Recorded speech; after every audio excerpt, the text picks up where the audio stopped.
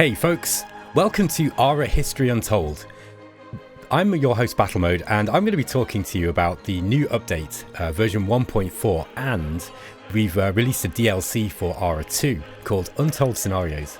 So I'm going to try to cover some of the stuff that's in the new update first, and then I'm going to talk about the new scenarios that come with the DLC.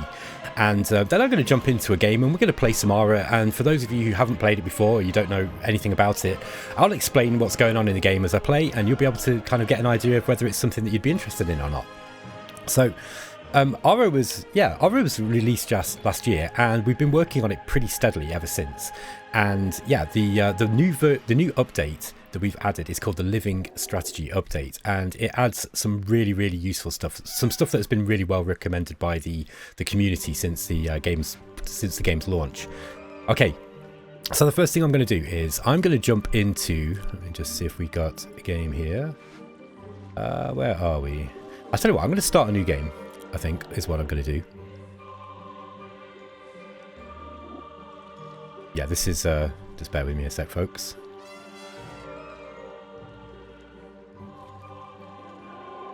This is one of the scenarios, so this is here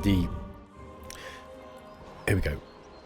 Yeah, so as I've actually just jumped into one of the scenarios here, but I'm just going to come back out into the main menu. Just bear with me, sorry about that. I'm just going to start a standard game. So, what are you going to see that's new in Ara? Okay, so as we go into a new game, let's just pick somebody. I'll pick Elizabeth. That makes sense since I'm English. So.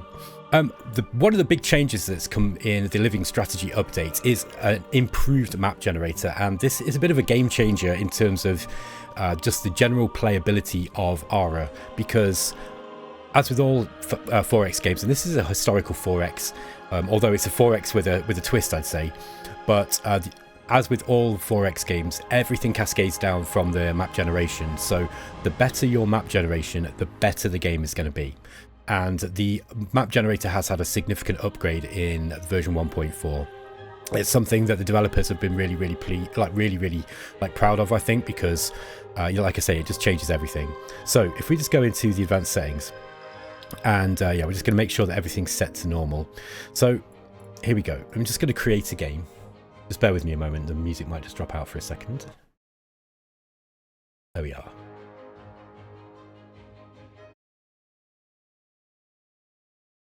And we're just loading the game in. So, yeah, so the map generator has had a significant upgrade, and it features twice as many strategically distinct regions per map now. So I think previously, the way that the game map was generating before was that you were getting some very large regions, and they were a little bit samey. So now what we've done is we've made sure that the resource distribution for maps is not only a little bit more realistic, but also strategically, a bit more strategically nuanced, let's say. So the way that the critical resources are going to be redistributed is going to be a little bit more fun to play with. So here we are, playing as Elizabeth I. So in terms of the map, let's get a scout, and we're going to start sending a scout out, and then we'll start. Let's get ourselves another project. I think we probably want.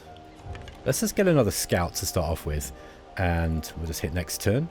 I'm just going to play through a little bit quickly, because what I want to do is I want to start rolling back some of this map so that we can see this. So let's send these scouts out. Now, being a 4X game, obviously, we've got technologies to unlock. So let's see what we want to start the game. Well, what do we got around us? Let's figure this out. So now, with the Living Strategy view, Ara is an interesting and unique 4X in the sense that it goes down into this very close-in micro level, and you can actually view all of the improvements and the people working them. So, you've got all your villagers. This here, look, is... here we are, look. So yeah, you can see all your improvements once we've got some on the go. This is our great hearth, and you can see actually now in the UI, you can see what is being made in the crafting station there, or whatever it is outputting, and you can just mouse over. So you can the idea of this Living Strategy user interface update basically is that eventually, once this is just the start of it, once we've completed it, it's going to be you'll be able to pretty much play the game, including all the city management, without ever having to go into the city here. Because you're still going to be able to do this. I mean, you've got lots of information here that you're going to need, obviously. But it makes playing the game a lot quicker if you can just kind of like zoom in quickly and just have a look at, you know, like the outputs of things, or to make changes to your crafting modifiers, that kind of stuff. You can do all that just from this, you know, from the map screen, and that's a really, really big feature, we think. So let's unlock technology. I think we'll go for grain storage because I like my granary management. Okay, let's send this scout out. So you'll see now when the map generates, as we've said, there will be a better distribution of resources. We found some ruins. I'm actually going to go and grab that. That'll be a good thing to do. Now, where are we? We're getting a scout. Let's just jump into here. And we still can't rush resources yet. Yeah, we don't have enough wealth. So I want to be crafting a... No, we'll keep the feast going. Now, we don't have anything to put into this, but I think it might be worth just spending a few turns putting some wealth into this to get some jewelry. These are really, really useful. This is our crafting modifier, or our amenities. There we go. Okay, let's just roll this map back a little bit. What I'm going to do is I'm going to play through a few turns of this, and then we're going to, once I've shown you all the new features of 1.4, then we'll jump into the scenarios, and I'll actually show you some of the scenarios too. But I just wanted to kind of give you an idea of how this new map generator works. So we might be able to find our... There we go. Map borders. Okay. I'm going to grab this too. Got a specialist available. Bum, bum, bum, bum, bum. Yeah, let's put that in there. So... we've not quite got the granary yet. What do we need? We probably want some... I think we want a farm. Let's get a farm early. This is nice farmland too, so... Okay, here's grain storage. That's our first technology that we've researched. And what do I want next? Have we got any animals nearby? Now, this is one of the things that is nice about this new UI. Like, you can see at a glance pretty much what's just around. We've sharpened up some of these tooltips. So things like all these icons, for example, for these predators, doesn't actually look... Yeah, here we go, look. So these are actually easier to see now. It's one of the UI feature changes that we've had. So, for example, here, we've got some mandrake plants. We don't have anything else around here at the moment. Okay. So, I probably want... We go with pottery. Okay, and we've got a claim generated. So where do we want to take? This looks nice in terms of... so it's not that many materials though. Yeah, this is a better one. So Hertfordshire, or Herefordshire. Or Herefordshire, as I hear people in the United States saying.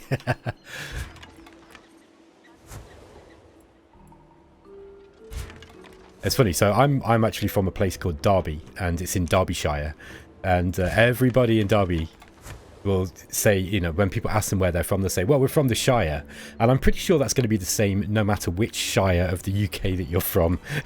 Like, everybody just says they're from the Shire, and we can thank J.R.R. Tolkien for that. Okay, so yeah, as you can see, we found the edges. Now, the reason why I was playing this through quickly is just I wanted to show you, look, just how many more regions we've got now in this map generator. Okay, so now we've found some map borders, but as you can see, the map is broken up into more regions. So there's kind of more space for you to play with, basically, and you've got much less of the very, very large regions where, you know, there wasn't a lot going on in them. So in the area that you're going to be settling in, you know, and this is particularly relevant in the early game, I'd say, there's going to be much more choice and, you know, interesting gameplay in terms of what you're trying to find. You know, like, for example, here, look, we had to go a little bit of a way to actually find any sheep here. This is going to, like, we don't have much in the way of animals around here, but we do have some sheep. Okay, So the other thing that has been improved in version 1.4 is the strategic game AI. Now, I think there were like lots of comments from people who found that, particularly during the late game of Ara, that the game AI tailed off. Like the AI players were really struggling to keep up with people who once said they'd got the game figured out and they knew how to, they knew how to play. Now you will find that the AI is much more competent. So for example, our playtesting team were reporting that, yeah, the AI has had a significant boost, and they're all dropping the difficulty level down quite a bit to be able to keep up. So it's the AI has had like a really decent boost to it. Now, that you will notice that just from right from the start of the game as well. It's not just from not just in the end game. It was particularly noticeable in the end game, I think, because the way that the AI was playing. The weakness of the AI compounded towards the end, so that like by Act 3 it was lagging, but you won't find that a problem now. Okay, the other thing is that, yeah, this is all the stuff that we can look at when we jump into a scenario, and I think I'll do that immediately. So because I can actually show off the 1.4 features, like within the context of one of the scenarios too. So for those of you who are interested in, who might be interested in buying the DLC, let me show you what that stuff adds. Let's go back to the main menu. And just jump in. Okay, so here are the scenarios. Now, what's nice about these scenarios is that they are all quite different, and they set up a series of what if situations or what if scenarios. So for example, I'm just going to read the blurb from each one of these, and then it'll give you an idea for what each one's doing. So this is the American expansion scenario, and as you can see, you've got 1, 2, 3, 4, 5, 6, 7, 8 scenarios, and yeah, like I said, they're all quite distinct. They can all be played from different positions as well, like with different players, so they're quite replayable. Now, what I would say is about static scenarios in 4X games is that because of the procedural generation, or the procedurally generated nature of 4X games, it's quite difficult for you to be able to judge how you're doing from game to game in terms of how you're reacting to specific situations, right? So because each time that you play, you're going to get a completely different map, likely a completely different set of enemy starting locations. Resource distribution is going to be completely different. The way that the landmass generates is going to be completely different. Scenarios are nice because although they do have some random nature to them too, they are more static, and this does allow you a way of practicing and testing your build, for example, or testing your skills and seeing how it is that measuring how you're doing against yourself. So traditionally, like very old 4X games would have a scoring system, and that kind of fell out of favor, I think. And so we don't have a scoring system in this, but you do have the ability to just replay the scenarios over and over again, and that is one of the really attractive things I think about scenarios. So for those kind of players who do like playing these specific what if scenarios, they've been designed to be really replayable so that you can play them over and over again. So I think the value that you get for the DLC is pretty good. Okay, so in the American expansion, the once new world remains largely uninhabited. Stretches of wilderness are ripe for the claiming. Old and new nations are now set up to claim as much territory as possible to rise up and compete on the world stage. They may yet prove enough land for multiple nations to live together peacefully, or perhaps only a few will survive this era of expansion. So these are the players that are in the game. Okay, so we've got George Washington, John A. Macdonald of Canada, Osh-Tish of the Crow Nation, Wilma Mankiller of the Cherokee, Itzcoatl of the Aztec Empire, and Pachacuti of the Inca Empire. And you can play any of these guys, right? So I'm going to just pick George Washington to start, and I'll just jump you into the map and just show you what it is.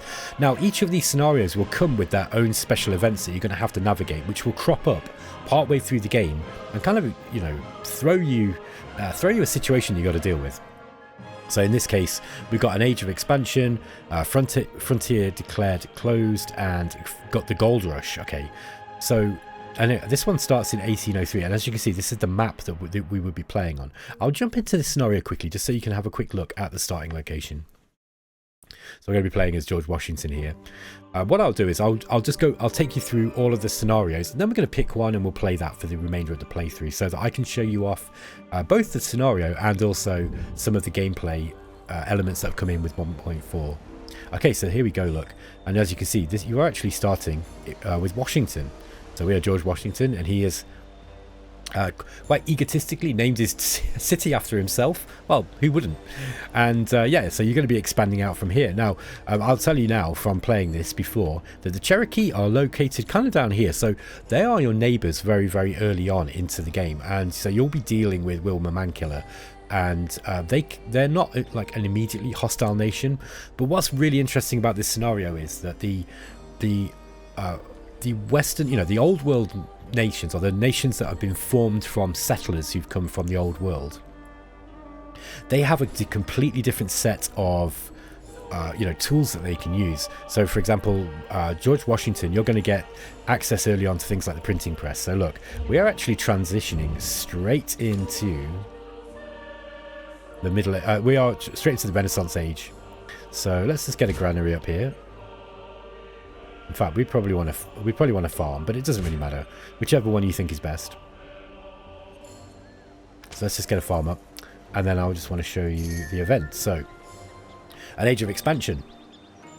With the nations of the old world rescinding their claims to territory on the American continent, now is the time for new nations to rise up. There's plenty of unexplored and unclaimed territory. Glory awaits those who can tame the wilderness and build a new nation. Okay, so this is actually going to give you a whole bunch of production and stuff, to just prestige, to kind of get you started with the game. Let's move our scout out. Okay, so and as you can see, the technologies we get as George Washington are steel, printing press, hospitals, and we can advance to the next era with the scientific method. Okay, so as you can see, we're relatively well established in terms of technology. Now, if you go and play as Wilma Mankiller, you'll see that the things are quite different. So you've got different tools to approach different situations, and this is an attempt to kind of simulate what happened, in the early parts of the history of North America. And that's going to be an interesting scenario for everybody, I think, because one of the things that the developers have been quite proud of, I think, is trying to say, look, what would happen in this particular situation. Now, this is a historical scenario, and it's making some effort to be sort of historically accurate, at least within the terms, the as close as you can get with a game. But some of the scenarios that we've got, as we'll see, are quite unusual, and they're very much not quite so based around history, let's say. Okay, let's jump back into the main menu, and then we're going to take a look at some of the other scenarios that we've got. So this is another scenario based on historical reality. The Mongol invasion. Just bear with me. Okay. The tribes of the steppes come together under the rule of Genghis Khan. Unified, the Mongols turn their attention to the lands beyond the steppe with a clear imperial ambition. Will the old empires resist a new onslaught, or will the Mongols build an empire through sheer force of will and arms? Well, for anybody who knows their history, you'll know that the Mongols did pretty well. Now, in this scenario, you can play as just two players. You can either play as Genghis Khan, and you are on the offensive, or you play as Catherine the Great. Now, you'll see Catherine is actually in here, but there are a bunch of other players in this game, but these are all sort of NPC factions, and there's a bunch of events. So yeah, the Mongols did not really found their own cities. They just relied on war and conquest in order to take cities. And you'll see when you play this one, you get quite a large city. You've got quite a high city cap, because the game expects you to quite quickly go out and take a whole bunch of nations, or a bunch of cities to yourself, and you will stretch all the way from China all the way across to kind of Russia and beyond if you can make it there. I mean, as you can see, look, we've actually got Boudica of the Celts in here, and we've got the Holy Roman Empire, and yeah, so it's going to go kind of as far as Germany, really, or maybe even Gaul. No, it's not quite that far. Look, actually, if you see, we've got the Indian subcontinent here. So yeah, we're going to be going well into Russia and into sort of Western Europe. Okay, so then we've got the Bronze Age collapse. This is another one that's sort of loosely based on our ideas of, or you know, historians' ideas of what actually happened to end several empires in the ancient era or in the Bronze Age. So the early empires around the Mediterranean are showing signs of weakness. Tribes have only grown in strength over the decades, and their raids are now proving devastating. Empires that have thrived through the last era now teeter on the verge of collapse.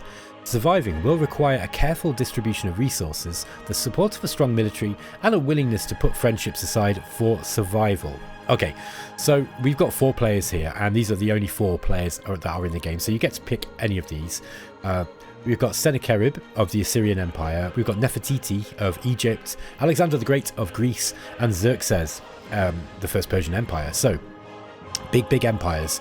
These are all very, very powerful in their own way, and you are duking it out against them. Now, we've got a bunch of events, for example, the Wrath of the Sea People, and droughts, and yeah, then we've got like these collapse events that come. So you've got to survive these events, and you can actually make it right through to the modern era. So this doesn't end in the Bronze Age, okay? Like, you can continue playing this for quite a long time, and the idea is just to see how far you can go. Can you survive the Bronze Age collapse? Can you, you know, survive the other players? Because they will be fighting to try to win the game too. Okay, we've also got Clash of Continents. Clash of Continents. The world awaits, with each of its continents offering unique resources and limitations. North America's expansive forests and wildlife, but few domesticable crops. South America's mineral-rich Andes, but limited livestock. Europe's abundance of grains and animals. Asia's fertile river valleys teeming with rice and silk. Africa's vast rich lands in salt and ivory, but fragmented by climate. And Australia's isolated resource-poor terrain. So, you get to pick players from all across these different places. Now, if I remember right, yeah, you even get to play as Australia here, so that's kind of interesting. And you're going to be starting from 2020 BCE. So if you wanted to, you know, have the what if scenario of what if the Australians actually were in Australia right at the start, you know, of history, how would the world look then? That's a pretty interesting thing. Or, you know, how would Africa look if it kind of like developed at the same sort of rate as in Europe or in in the old world? Like, that would be very, very interesting. So yeah, you've got these different scenarios. And then, you know, we've got Japan, Poland, Italy. We're starting as Spain here, but yeah, there's a whole bunch of players that you can play as. So this is very much about asymmetric starts and resource scarcity, I guess. So you've got to kind of figure out how it is, you know, who you're going to be friends with, and how it is that you can get the resources and perhaps even the territory of the other continents that you don't start on. So this is going to be an epic scale game. Okay, next we've got Europe at the Crossroads. A new era dawns upon Europe. Decades of scientific and philosophical advancement have accelerated Europe into an era of potential. Not all is golden. Unrest and dissatisfaction with old systems have begun to brew in many corners of the world. Old answers and dogma no longer suffice for the curious and the aware. At this pivotal moment, the decisions made now will resound through the century and beyond. Okay, so yeah, this is a very, very interesting period. The mechanization of labour is one of the events that we're going to get. The Age of Reason begins, and yeah, all of these other ones too. So you have a look to see who you can play as. So you can play as Belgium, England, France, Germany, Italy, Poland, Russia, and Spain. Some of the main players, I'd say, in in the development of Europe at this time. Okay, so it's going to be like a very Eurocentric playthrough. Okay, and then we've got islands. This is like a completely sort of this is not based on history at all. This is another kind of what-if scenario. And another one based on resource asymmetry too. So, old nations turn their attention to an archipelago teeming with resources. To succeed here, cities must be founded quickly and resources claimed early. Dominance will require heavily upon naval power. So you'll see, we've actually playing a bunch of nations here that, you know, we've got Isabella of Spain, we've got the United States, England, Germany, France, and Italy. Most of those had a reasonable navy at varying points at the time. So yeah, and this is just a completely fabricated scenario, and as you can see, you just get these small islands. You'll start. Let's start the game quickly. I'm because I think you'll be interested to see how this works. So let's just pick Joan of Arc just as an example, and we'll just start the game. So you'll start with a relatively small island, and you'll only have a sort of small number of resources. It'll be interesting to see if we can see any of the, many of those resources as we start. And you're going to have to trade, find which resources you've got and see what your neighbors have got, and then try to trade with them for it. So advance to the Renaissance Age. Do we want to scout? I think so.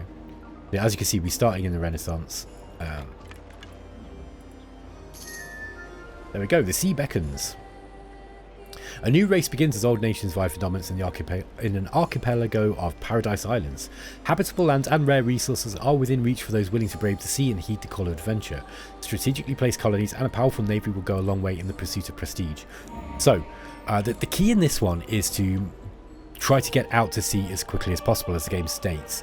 But there's going to be some, there's nuance to this, right? You do also need to balance building up your cities too. So, as quickly as possible, you'll want to try to fill your city cap. We've got a city cap of 9 here, so this is one of these scenarios where you can get quite a lot of cities going right at the start of the game. But you're not going to be able to do everything, okay? So as you can see here, we've actually got wheat and we've got white-tailed deer, so we've got stuff that we need to grow. But there's going to be other stuff that you're going to have to find in your island. And as you'll see, if you play out, you'll actually end up with... I might actually play this one, but let's go and jump back to the main menu and just take you through those other scenarios first before we pick one. But that might be a good scenario to play. Okay, we've also got Last Survivor. This is a what-if scenario, kind of pitting on a sort of, well, a very sort of symmetrical map actually. The Roman Empire against the Chinese Empire, I guess. Both of them were sort of, ancient era powerhouses. Excuse me. But they were separated by a lot of land, and this is this scenario kind of asks you what would happen if they were close in together. How would they manage the inevitable conflict that would come if you threw those two into an area of the world where there weren't enough resources to go around? That's basically what this is. So you could pick either China or the Roman Empire. Those are the two factions on offer, and both of their nations start in, I would say, you've got enough resources to get you going, but you will need to expand into your opponent's territory if you really want to survive. So, yeah, and there's a bunch of events, including there can be only one, which is going to give you a clue as to how this one's going to go. So this is just a 2-player head-to-head, grudge match basically. But it's a 4X game as well with lots of resource management. So, it's going to be interesting. Ara is quite a flexible game, it turns out, and it's not just a sort of classic historical 4X in the vein of Civilization. It does a lot more, and one of the nice things about these scenarios is it really shows you how flexible the game engine is, and you can do a head-to-head game with this, and it plays quite differently to any of the other scenarios. Okay. Finally, we've got an improved map of Terra. Now, this is called Terra, okay, and it's based on our world map. But as you can see, it's a little bit different. Look, we've really thrown in a lot of changes to make sure that this map is, it's like Earth, but with more strategic gameplay features added in terms of the relative land masses. So, as you can see here, we've got North America, but there's actually a land bridge now that leads North America into Asia. And so, sorry, here's North America, but look, we've got a land bridge here, and you can actually, it leads you into Asia. And we've also, let me actually start as Great Britain. Can you actually start as Great Britain as this one? Oh no, I think it's Celts, so...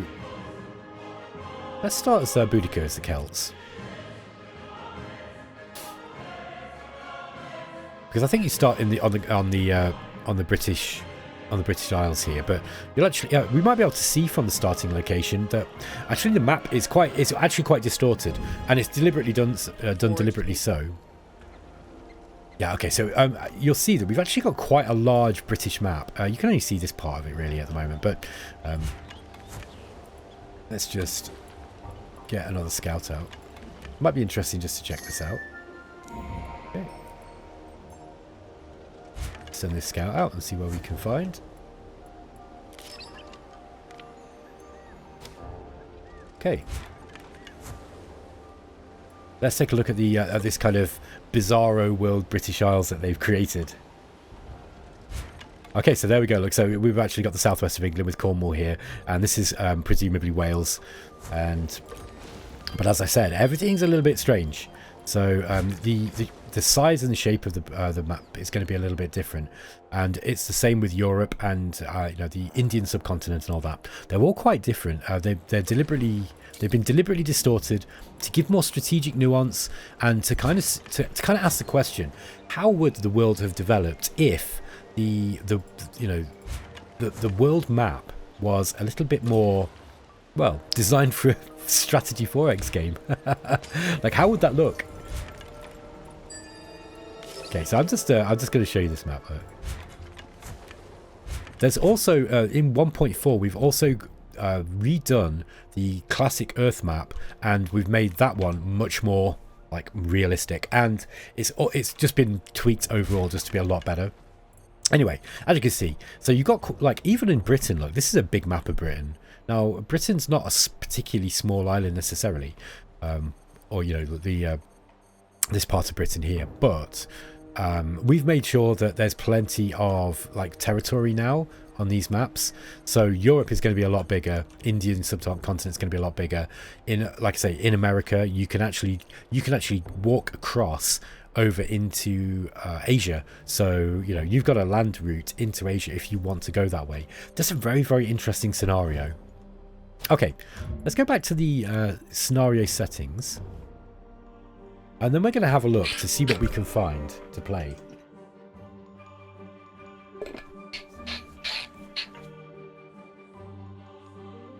Okay, so I think playing islands might be interesting.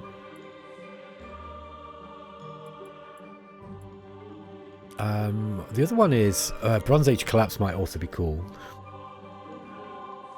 Yeah, I think it might be good to show one from the start of the game, and the only thing with islands is it does start in the later period, like in the medieval times, basically. Maybe we start with... Should we play Last Survivor? No, I think with Last Survivor it will take a while before we bump into our neighbour. So Bronze Age Collapse could be cool. I think I'll play the Mongol invasion, because this will be an interesting one, and we do start a little bit further into history, but it will throw us immediately into some kind of cool situations. So let's play the Mongol invasion. So I'm going to play on normal difficulty on Prince, and we'll see how we do. So what are some of the new features that 1.4 adds? Well, we've been listening to community feedback, and we've made an effort to reduce excessive micromanagement in terms of... Oh yeah, I'll show you some of the tools that we've got in place. Okay, so here we are, Wrath of the Kargan. Under your leadership, the Mongol Empire has grown vast and powerful. Your strategic brilliance and unyielding resolve have struck fear into the hearts of your enemies. Your power and influence have spread like wildfire, establishing an empire whose fame crosses oceans.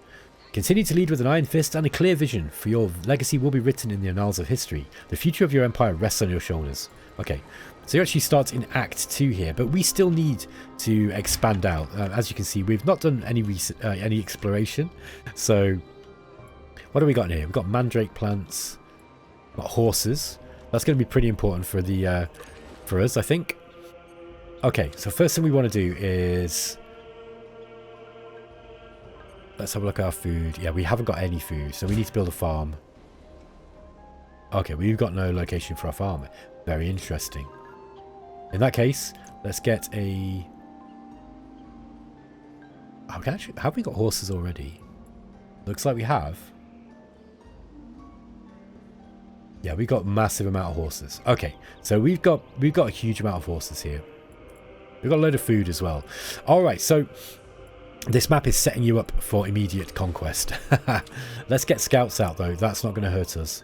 So let's immediately send some scouts out. Okay, today marks the start of the Mongol Empire. Okay, the Mongols have access to the vast resources of the steppes. However, they do not settle new cities, they conquer existing ones, so we don't get settlers. For the West, it's a race to meet the threat posed by the Mongols, who will race across Asia to secure their destiny. Okay, here we go. So, yeah, I'm gonna get the game started, and then we'll start talking about some of the new features that we've got in the game. Okay. Let's see what we can find. Okay, we've got more horses down here. Now, we do start out with a whole bunch of horses.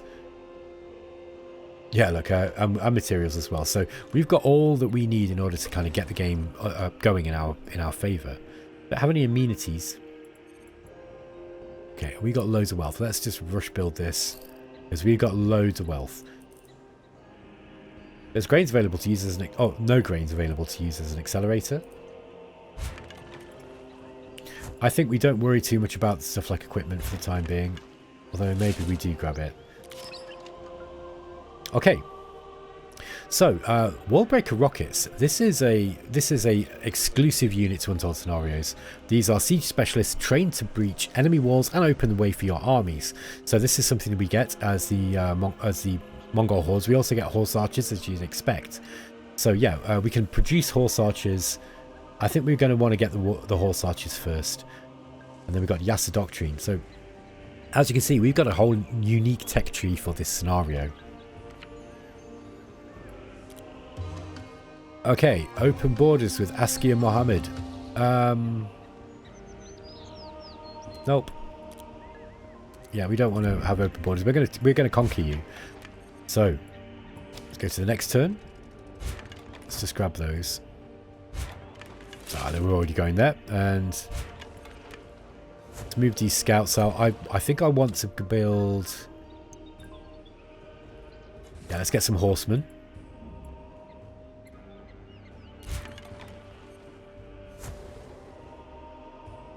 Yeah, move that scout out this way. Okay, these guys have collected the cachet that they found, and we're just going to go and continue down this way, because I'm pretty sure we're going to find the Chinese down there. Let's hurry this horseman. We want to be using this this gold wisely to quickly get enough troops up to be able to take our first city. Okay, reserves have added. We'll just leave those in reserve for the time being. I don't want to deploy them now, I don't think. Yeah, let's wait to deploy them. So...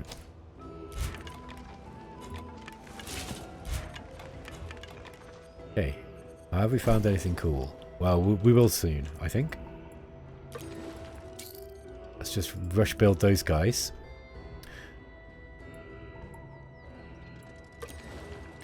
Okay. So, yeah, we don't need to worry about building any improvements for the time being. Let's just get our horse archers out. I think it's this early start of this scenario. Ah, look what we found. So we found a scout from China. Let's just continue moving down this way. We want to go that way, I think, actually. Okay, so we've got some more reserves added.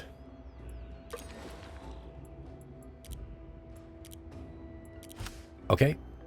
Yeah, we don't want to add those guys yet, because they're going to be draining our money. We don't have infinite wealth. We've got a significant amount of wealth to be able to start everything off.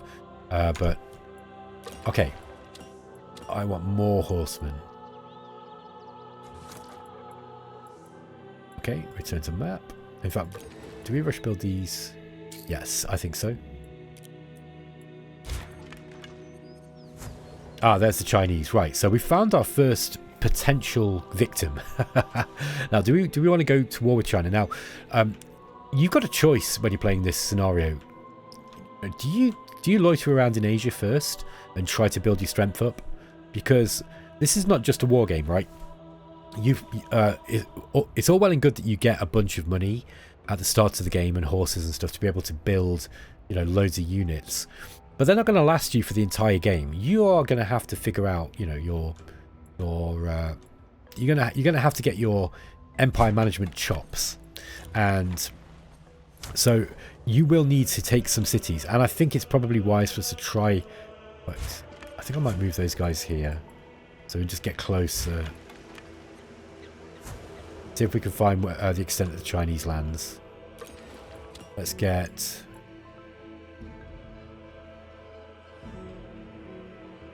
we'll get one of these bowman units and just have those guarding our main town, and we will put those out, and we will deploy them, is what I'm trying to say.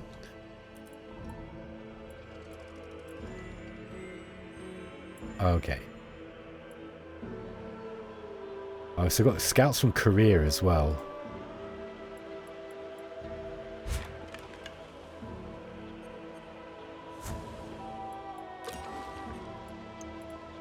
Let's get more horse archers and we'll just immediately rush build those guys. Okay, now, I want to... Yeah, let's deploy these guys. We'll just deploy them as a squad. And then we'll wait for another horse archer. And then we'll deploy an army. Because I think I can get an army of 4.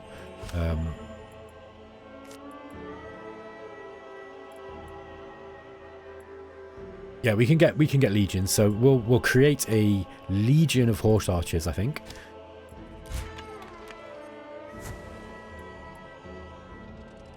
Okay.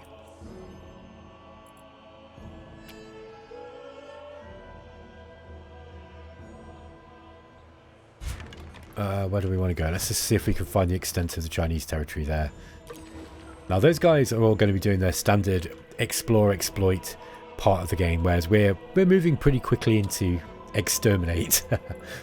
Okay, here we go. Just rush build those out. Mustering begins. Okay, so that's for the these reserves that we've just added.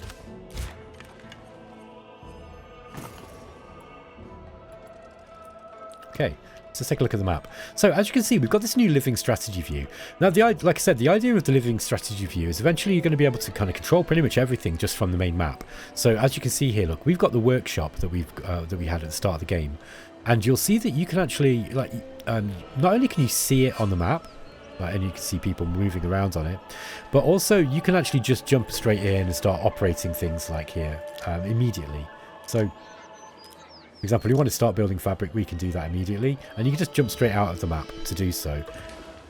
This is a really nice tool. It just makes things a lot faster makes the game a lot easier to play. There we go. Okay. So I want more horse archers. Let's just get more of these guys out, and I'm going to rush build another force out, I think, and then we're going to deploy. Let's create a legion.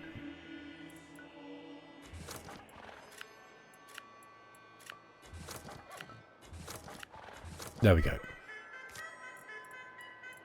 And I think we'll just use them on the standard. Yeah, because these are... Yeah, we'll just use the default tactics, I think. It's okay, let's deploy that. And then what we're going to do is we're going to see if we can go and take Liaoyang really early. It might be worth getting some more... Sorry, getting some more scouts out. Just going to circle around Liaoyang here. Sorry, I don't know how to pronounce Chinese pronunciation. I apologise. Okay, so here we go. Karakoram. Oh, we've got a claim. Very nice. Well, we need regions with food. Let's get Shangdu. Mind you, saying that, look, we've got such a large stockpile of food. I wonder if we could skip that entirely. Wealth is going to be a bit more important early on. I wonder if we go for these, for this here. Nope, I don't want to put it there. Let's just claim this region. And yeah, we'll put a farm. Oh yeah, we haven't owned this. We got to wait one turn before we can get that region, of course. Let's get a scout out.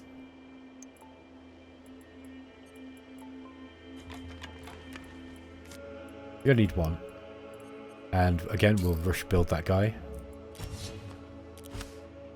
Okay, we've got an idle crafter here. So, what do we want here? We are eventually going to need to start farming. But I think we're okay for farming for now.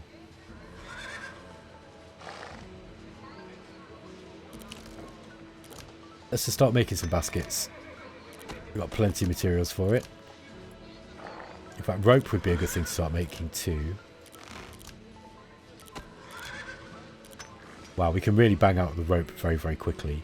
What else might be useful? Baskets we're already making. Metal tools could be useful.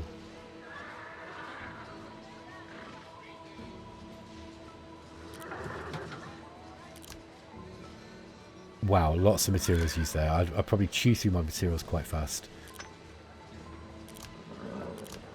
Okay.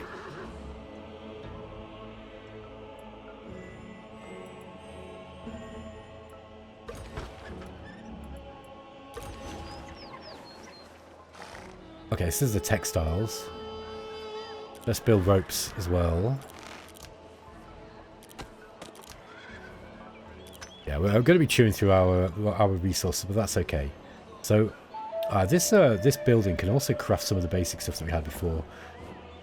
Now, garments, if I remember right, yeah, these are an amenity, so we might actually want to use some of these.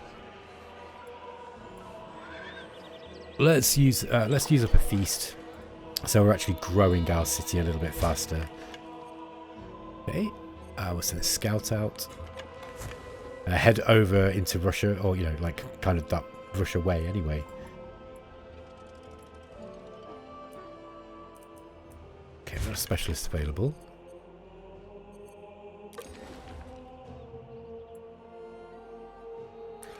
Let's get a farm up and we'll put it on that lilac. Oh, sorry, I thought it was lilac, it's mandrake. It's going to help us with as a health booster. Graveyard's filling up. More space needs to be dedicated to housing those who have passed. A request has come to you from a young enterprising architect who proposes a novel design to create a large cemetery that would be comprised of walking paths and monuments, creating a park-like layout. We've got loads of material, so let's just go for this, and this is going to increase happiness.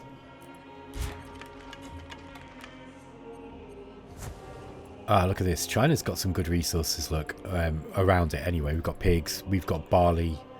We've got meteorite, which is going to be really useful for building units, and we've got rice. So, very, very nice lands. We want to take those. Now, how long until...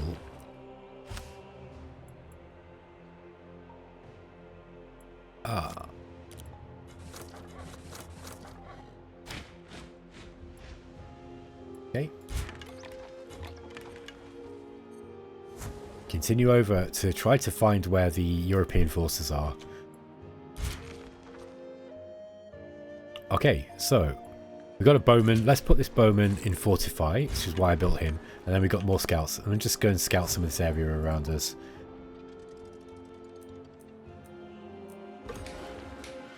Okay, so...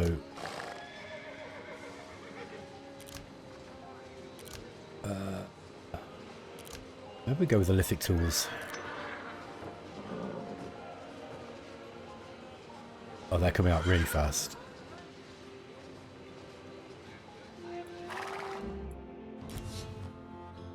Okay. Yeah, so we're mustering a whole bunch of legions. Let's just rush build that farm. Continue with the scout moving.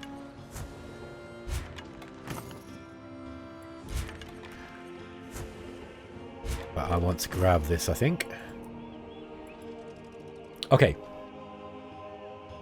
So... what was it, when I was talking about the micromanagement reduction, what was I talking about? Let's talk about that briefly. So, when you are looking at your... one of the things that became a little bit laborious for people, I think, was with the crafters and the harvesters. Now, in a previous patch, we actually made it so that now, if you have got a crafting modifier or crafting accelerator that is going to be useful, it will immediately highlight here, with this highlighted cross. So we can see here, look, we can put a wheel in here, and for the weaver, we can add a wheel too. So that was one thing we've added. But now, with the game's like citizen-based artificial intelligence, we've actually made it so that you can set in the game options for your crafters to actually... Let's just go to... yeah, it is in game. Yeah, so the citizens can actually self-supply. So what this means is this will automatically place supplies into improvement slots each turn. So, for example, we might want to do that in this game. If I turn that on, that means that I won't have to manually put all those crafting accelerators in, so to keep all of our, you know, to keep everything running. Okay, and so it'll be the same with things like harvesters. So you don't want to do all that manually, well then you can just basically automate the game to do it, and it will figure out what it thinks that you need, and you know will update those appropriately. This is really, really good, because I think some people really don't like having to do the fine level detail. Now I think Ara is a game where it really begs you to, you know, like, to get the most out of it, you do want to be, you know, looking to see what's around you and making the most of this resource chain management system that we've got. But there are always going to be times of the game where your attention is going to be taken elsewhere. Like, for example, now I'm on full-on kind of exploration and conquest mode, right? So in that case, it's important that you try to figure out, you know, well, it's important that you keep yourself focused on what you're doing. And if you've constantly got to go back into, you know, like 4 different cities and individually add all the crafting accelerators, that can become a little bit, you know, can become a little bit annoying for some people. So that's one of the things that we've done. So yeah, we've basically just leveraged the existing game AI systems to be able to do some of the things that the game was, you know, originally intended to do. So that's really nice. So yeah, that's an automated feature. You've got full control over that. There's also there's policies as well, and just remind myself of where these are. Okay, so if we go to the national economy, this you'll see basically all of your production buildings are going to be here, all of your improvements. And if you go to policy, you can actually say, all right, when we've got them, I want to put furniture in here, yeah, and when we've got them, I want to put baskets in here. And when we've got them, I want to put, you know, a stove here, blah, blah, blah. So as you start getting these items, right, you can make it so that the game knows to immediately use those. So this will override the citizen AI. It will also, if you've turned off the citizen self-supply, it will also do it for you as well. So that's another way that another kind of micromanagement saving feature that we put in. Okay. Let's continue playing. What do I want? Barracks might be useful here. Yeah, let's get a barracks up.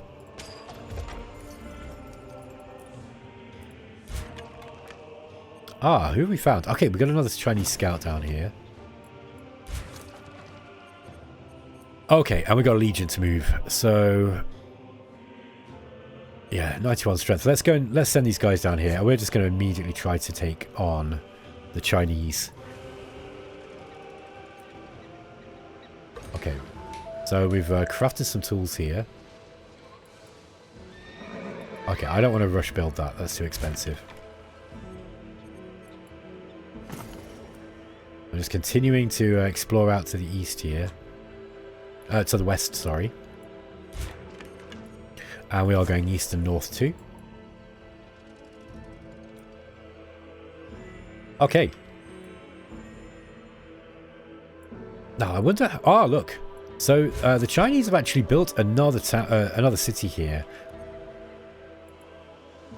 Okay, so our legion has arrived at Liaoyang immediately.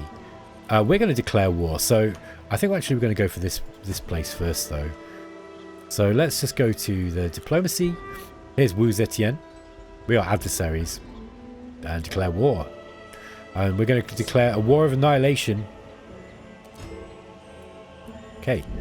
So we're just going to wipe them out completely. That's how we do business in the Mongol Empire. No messing around with diplomacy. Let's get the Legion too. Yeah, let's send these guys. But those guys will send in there. Legion 2 will send over here. Okay, we've declared war on... Mongol Empire has declared war on China. Okay, so when we see the combat, you'll actually see that we've got some new UI features for combat as well, which I'm keen to show you. So there we go. We're now sieging this city already. I'm going to siege this one too.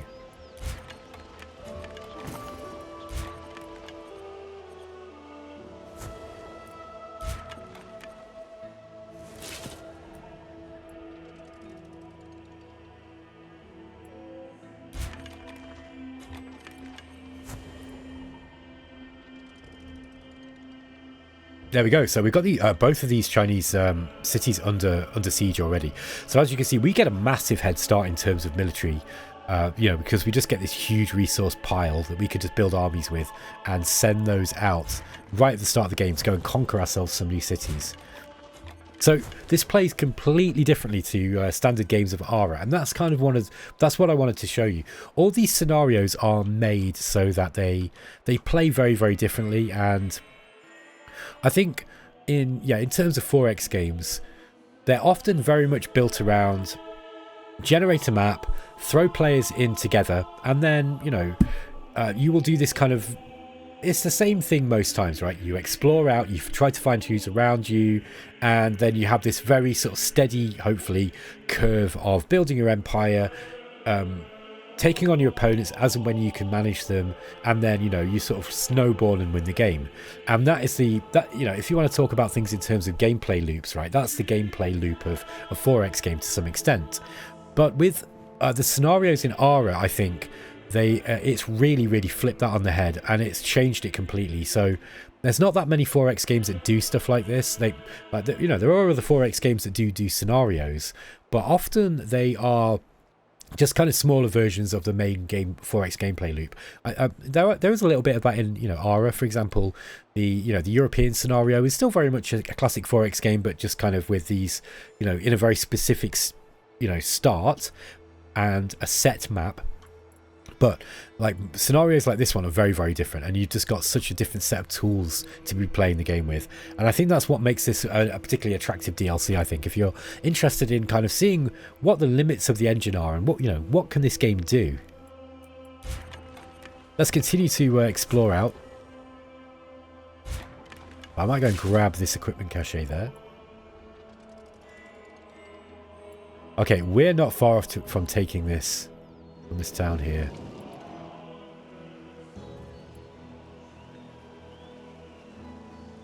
Yeah, we're going to grab that pretty soon.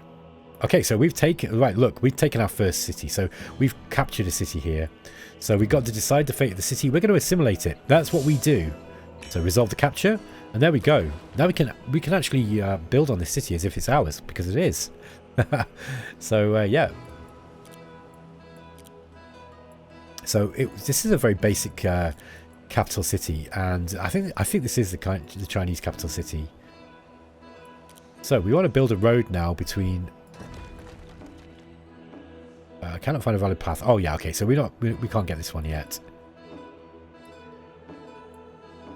Yeah, we can't do this one yet here.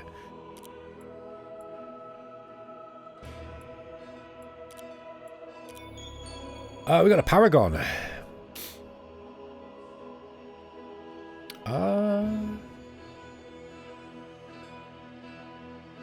+5 happiness and prosperity in cities with a culture improvement. Okay, let's stop with the musician.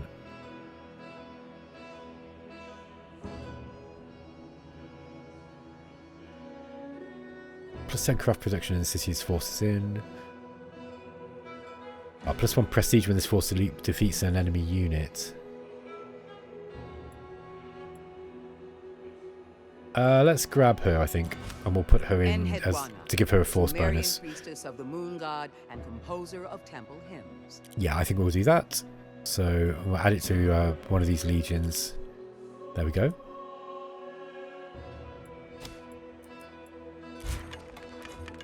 Okay, I wonder if the Chinese put up any other cities. Now you've got to be thinking carefully, right?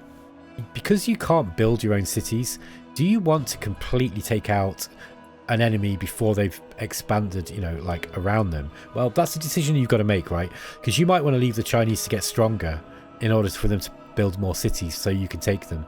But I wanted a fast start because I want to go straight for Europe, I think.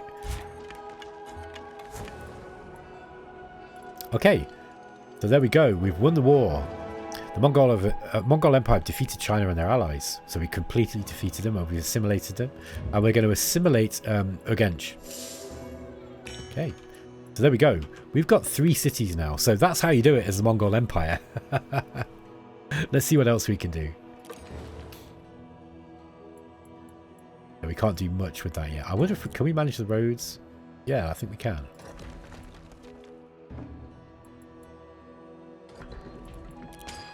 There we go. So we're going to build a road to link these two up with our main force. Now, the Koreans are going to be around here somewhere too, and we probably want to find those guys and take those on too. Time of peace has begun. You may declare a war with Korea in 20 turns. Okay. So we got a bit of time now to kind of figure out. Well, I guess just kind of building our cities up. Let's use perfume here just to increase quality of life. So that's going to give us a production bonus, which is useful. We don't need any food yet.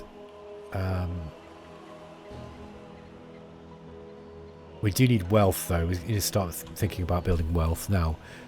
We've got residencies, health. We've got a workshop here. Let's just see what we've already got here.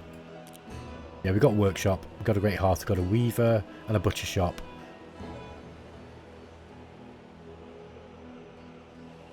Maybe we'll build a water well.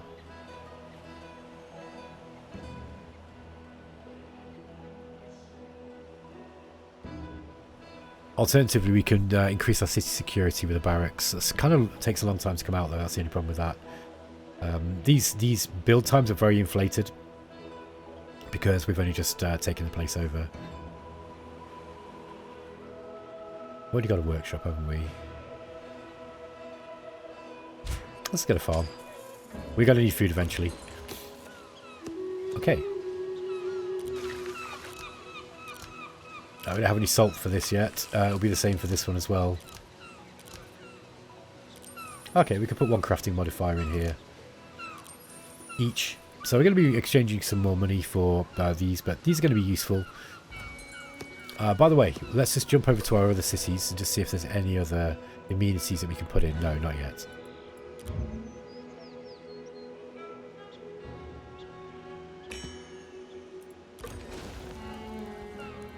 Okay.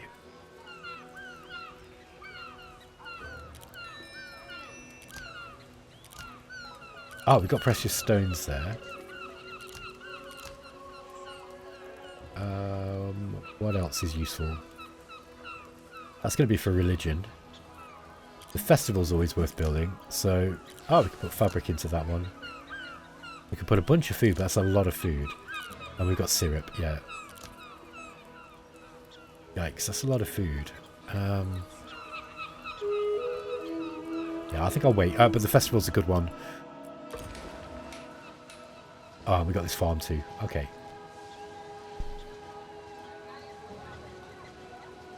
Yeah, I think I'll let the AI do that one. So just right click to dismiss it.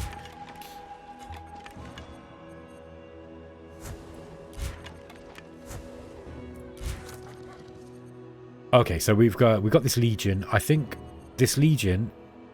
Oh, it's got full health. Let's see if we can find the Koreans. So we're going to send the legions straight out, I think.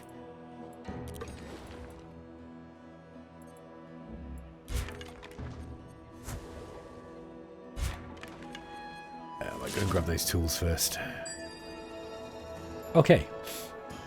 Now, one of the big updates in version 1.4 Living Strategy update is that we've also improved the graphics. So not only just the graphics, but we've also improved the it's an optimization of the graphics engine. So yeah, we've reduced the intensity on the CPU, or the pressure on the CPU, from the graphical user interface in general. So the game should run smoother for most people now, I'd say.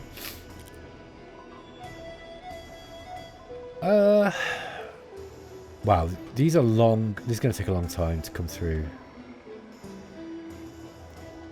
Okay, we can get men-at-arms, armoured infantry units, or we could go for the wall breakers.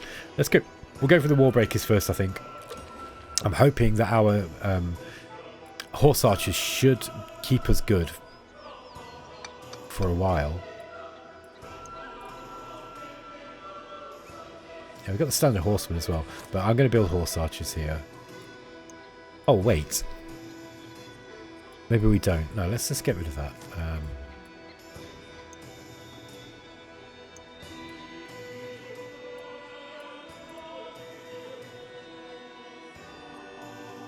Yeah, I think a bit of farms early. Let's just...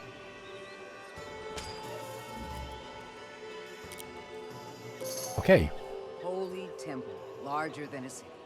Some consider such a feat impossible, but wise minds the world Okay, over believe that secure the site Angkor Wat. So Angkor Wat is Cambodia, right? Yeah, of course it is. I've been there. So, yes, a place called Siem Reap. So let's go and see if we can find that. Cambodia is going to be down this way, I guess. It might be this way, depending on how the map's oriented.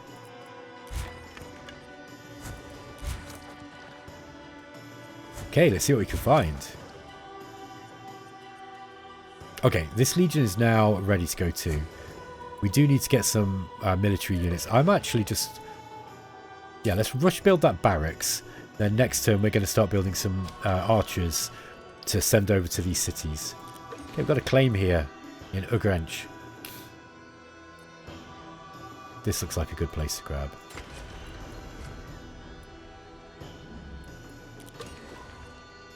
Okay, here at Karakoram.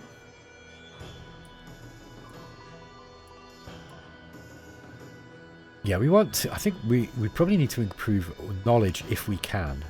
Wealth would also be a good thing to get. Trading post. But we just don't really have... I'm just going to go to the map sec and put on resources and yields.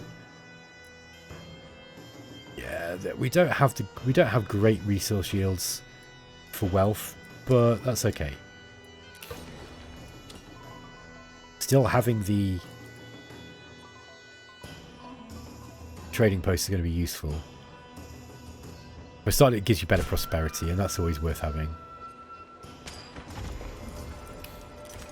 Okay, so we're actually in the triumphant tier, so as you can see, we're doing pretty well.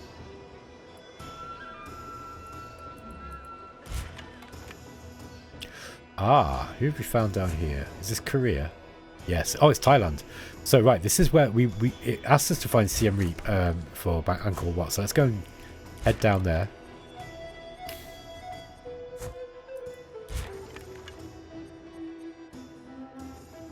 This is Scout 3.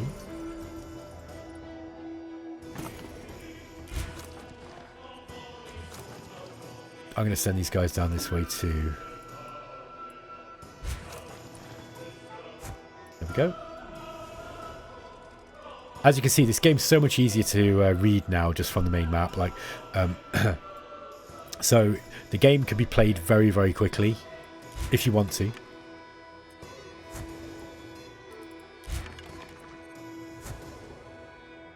Now, I wonder what kind of defences they've got in Bangkok. And if we declare war on them now, would they send them out to us? I reckon so. Yeah, I think we do that. I think we do that.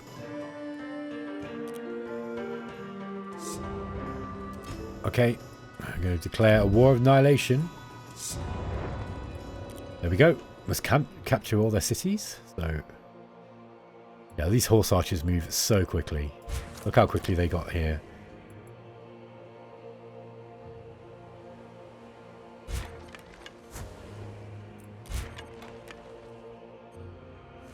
I'm going to grab that equipment cache.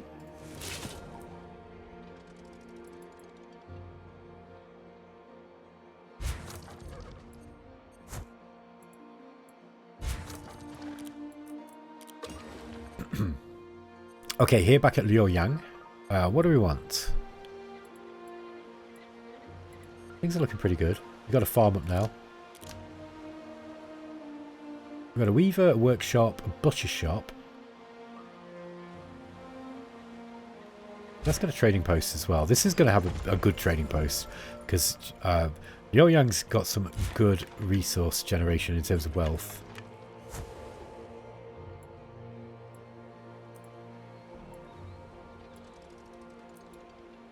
Okay, we've got a claim here in Liuyang.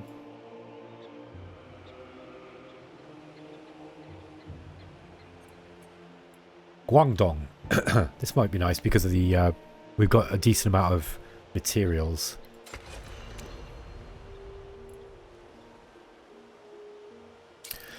Let's rush build that and get that up quickly. So as you can see, you've got to make 50,000 prestige. That's our goal.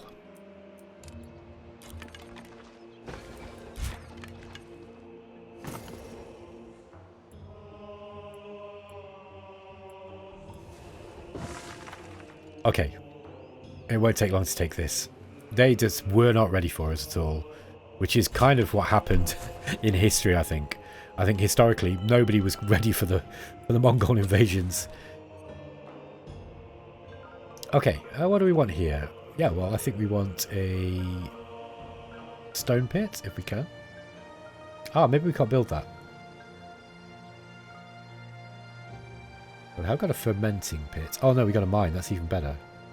Okay, so that's the upgraded version. Let's pop it down here.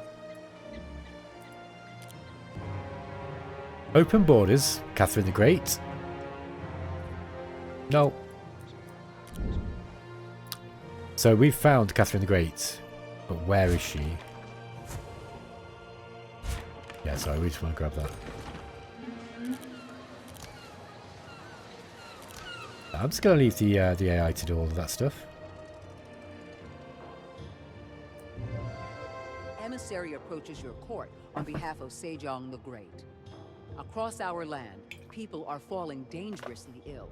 We must disseminate critical medical information, but we're moving too slow. No. Genghis Khan's not interested in such a thing. Okay, so we're going to assimilate Bangkok. There we go. So we've taken their town as city as well.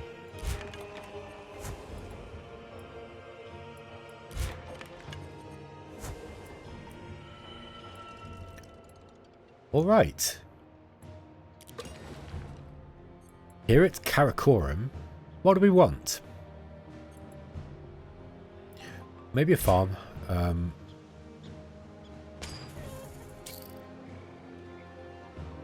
Yeah, I'm going to rush build it as well. Same at Bangkok, I think. Yeah, I want a farm in every one of my cities. So doesn't really matter where I put it. Let's just pop it here. Good a place as any. That's too expensive to rush build, so I won't do that. Okay, again, I'll just let the AI do the crafting for me. Just remind myself. Did I make sure I turn that? Yeah, so let's allow those guys to self-supply.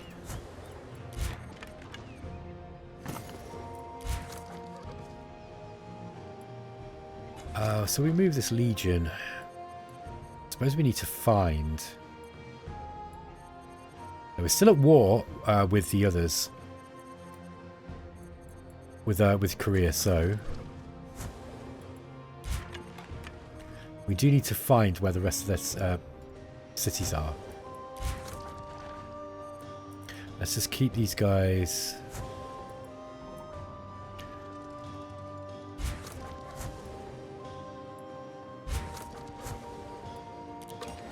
No, we do want to keep our city defended. Health would be useful here, so let's get a water well up. Okay. Is that supposed to be Cambodia? I wonder. Could be.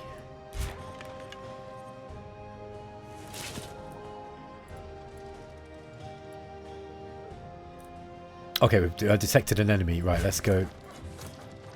Just bring these guys to deal with them. And these guys are going to move back.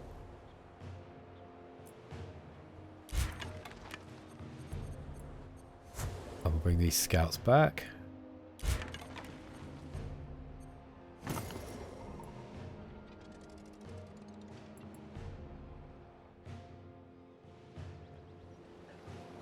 Okay, they've got a scout. Let's just go and take that scout on. We just brought our force back here just to guard Bangkok. Because we don't want to lose it, even though we've just taken it.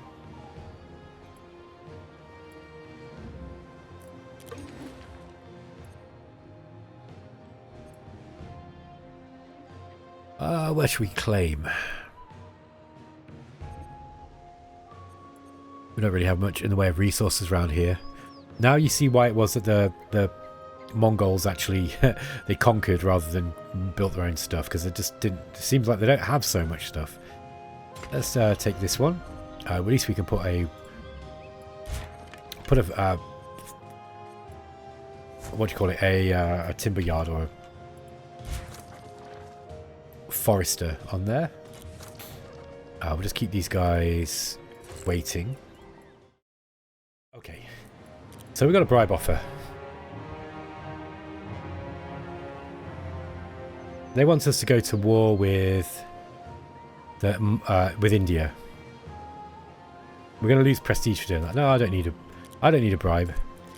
So we're not going to play along with any of their tricks. Let's see if we can chase this scout down. Okay, we definitely want to find where Russia are. Ah, okay. So let's leave those Korean settlers and not attack them, because they will settle a new city. And then we can take that.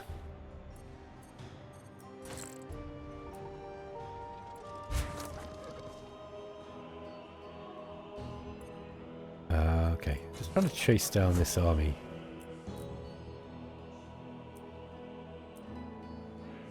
Ah, new event. Emissary arrives from a foreign ruler. As foretold in our holy books, an eclipse is almost upon us. We must amass prayers to avoid great ruin. Will you come together with us to build halls for prayer and worship ahead of the Great Shadow's arrival? No, we want health. So I'm going to get a health bonus to all our cities. It's going to reduce our relationship with India, but we don't mind. That's not a big problem for us. Okay, so. Liu Yang. Ah, we need to switch out. Okay. Let's go to Ogench. Sorry. Karakoram is what I meant. And let's put this codex in here, because that's going to increase our knowledge. It's going to make research a little bit quicker. Then we go back to Luoyang.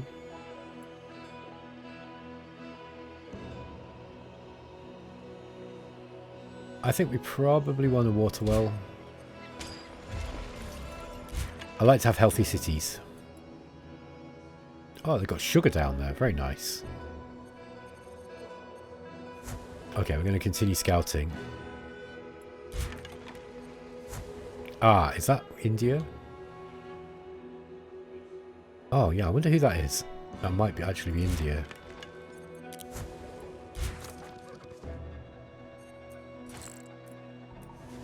Okay.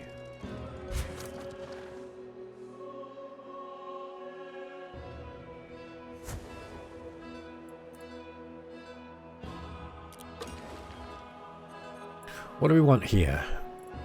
Well, we definitely want to put a amenity in. So let's use the cured beets. And a statuary. Or statuary. Okay, what do we need? So, we don't have any resources here.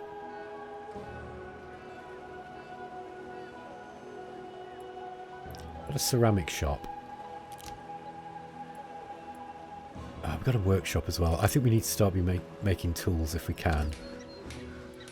So let's start doing that, because yeah, plow's going to be a good idea. We've got loads of horses. Got metal. Okay. And also the lithic tools is going to be a good thing to get. Okay, we don't have the copper for that.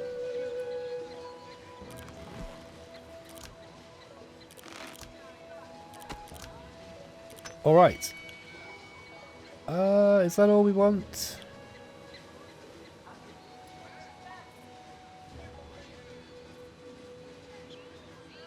Okay, trade goods are pretty useful. Okay. Oh.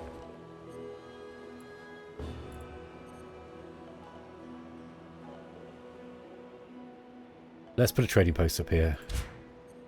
Just so we've got one up.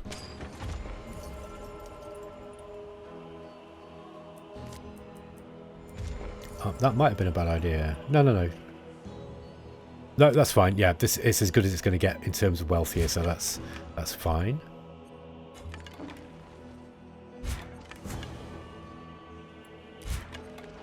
Ah, there's another Korean city, look. Or is it Korea?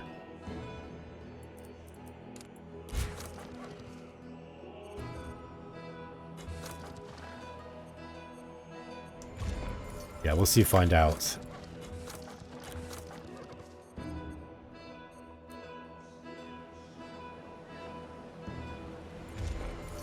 Yeah, I'll just put that on 45 for now. Just can't quite catch this scout.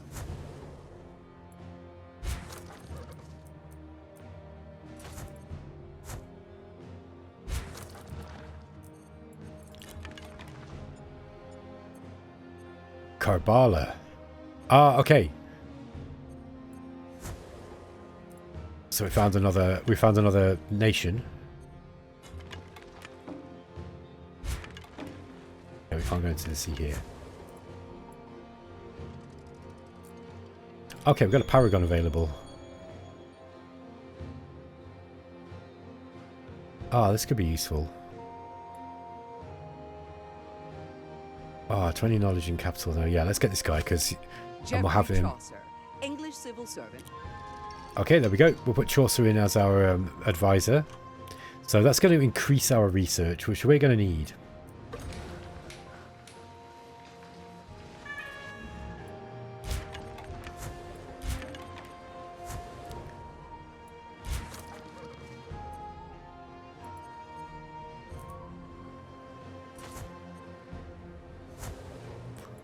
We're going to attack those guys. Okay. Ah, there we are, look. That's where that other South Korean... Sorry, that's the other Korean city. Let's just go and send this legion up there to deal with this. Rival nation's leader speaks of the stars signaling an ill omen, claiming that darkness awaits both of your peoples should the fighting continue as it has. They believe this could spell disaster for both your armies and entreat you to come together with them to survive. Let's ready our armies. We're going to get more... I think... Yeah, that's going to give us more security, which is only going to help us. Increases force strength. Okay.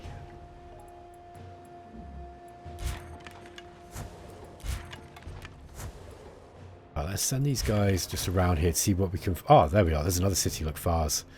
Kabbalah and Fars. I wonder what else the Koreans have got then. That might have been that new city that they put up. It won't take us long to get our horse archers over there. Ah, okay. So we did catch these guys eventually.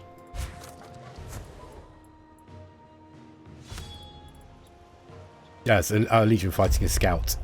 Here we go. Now, this is another new feature we've got here, look. We've got a much better battle viewer. And the battle viewer now will actually show you tooltips that you can actually see to figure out what all this stuff's doing, okay? So, for example, it'll break down any modifiers that are in play. And it will, you know, tell you exactly what's affecting all the hit points. And there you go. So you can turn that on and off just by clicking in here. So the battle view is a lot better now. A lot easier to see what's actually going on in a large battle. We'll be able to see that as we come to see some bigger battles later on. Let's just switch this out for garments, I think. And I'm going to build some more horse archers. In fact, let's get some bowmen and rush build those because we're going to need some units down here to guard Bangkok. We don't want to be using a whole legion to be doing that. No, I don't want open borders with anyone.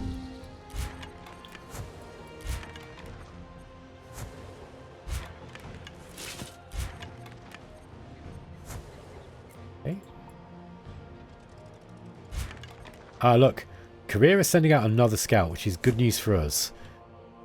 Yeah, so we've got 2 more Korean cities that we can take at least. Okay. Let's just watch this battle. There's barely anything to it, look. Yep, he surrendered. So let's bring these guys up here just to take Mapo.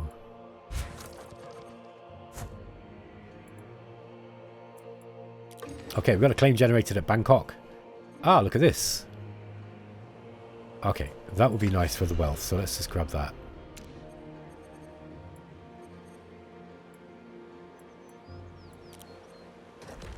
We'll build a road up to Liaoyang.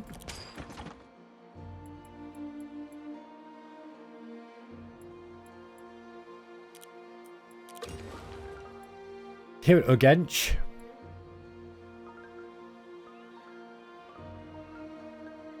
What do we want? I want the... not the hunting camp.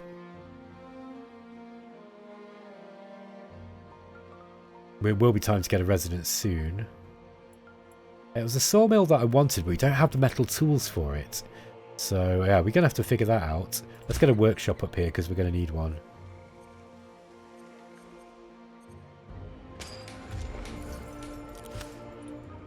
Okay.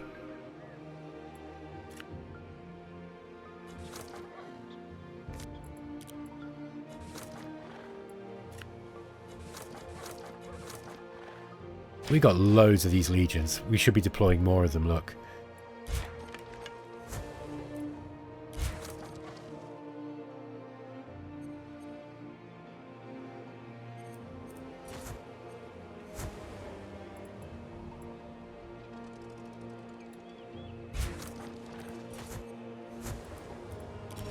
Okay, we've begun mustering here.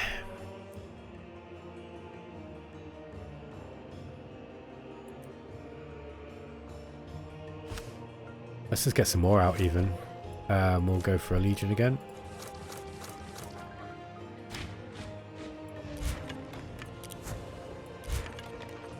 I think we should just go straight for these guys as well. And just see how fast we can take them.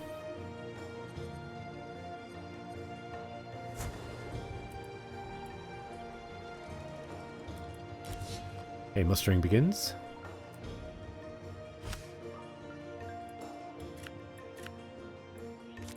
Legion, there we go. Okay, that's the last of our legions that we've got to deploy. All right, so we've uncovered a fair amount of the map here, and as you can see, we've got 1, 2, 3, 4 cities. We're not far off being able to take another one, I think, unless the Koreans can muster some kind of defense. I don't think they will be able to, actually.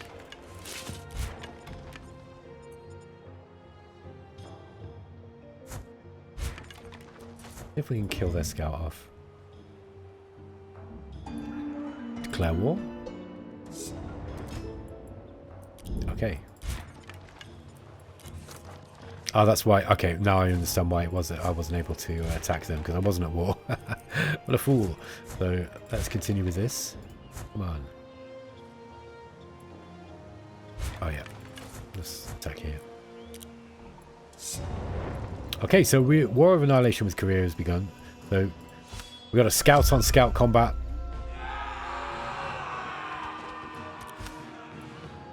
Yep. Expected outcome, victory in 1. Not much to see there, folks.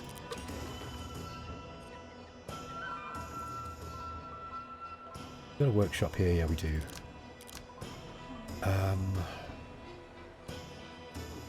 Let's get a residency up, because we're going to need one eventually. Okay, mustering begins. A troop of traveling troubadours arrive at the center of your city. They perform an elaborate play full of song and dance, which tells of a great alliance between you and their home nation.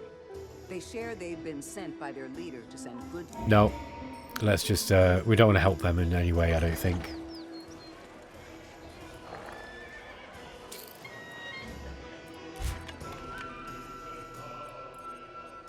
So yeah, there's the rest of Korea. This must have just been...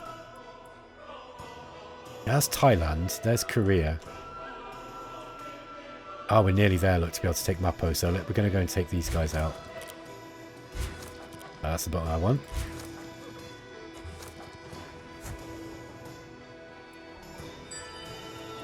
Okay, we've got the wall breaker rockets now. We'll go for the Golden Horde. That's going to give us these land units as well.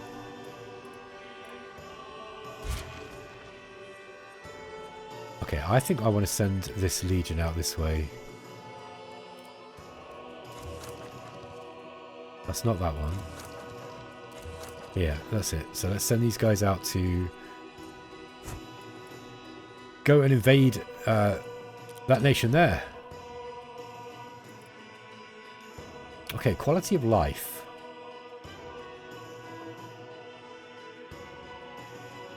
I don't think we have a cobbler, do we? Or a ceramic shop. That seems like it's going to make sense for a horseborn nation.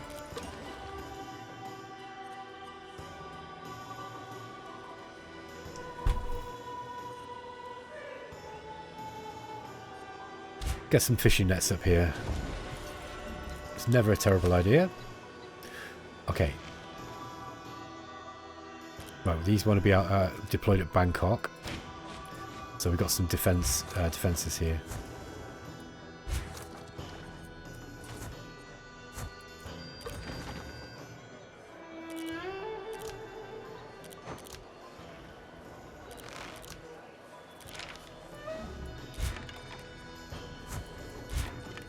All right.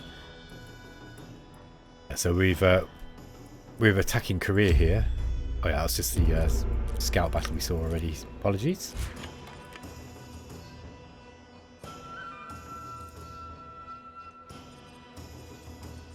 I'll send these guys out this way, see if Korea put up any other cities at all. But the siege of Mappo is going well already. You're currently at war. The Mongol Empires and as allies destroy Korea, or Korea destroys the allies, and allies destroy Mongol Empire. Oh, okay. No, we don't want to propose peace.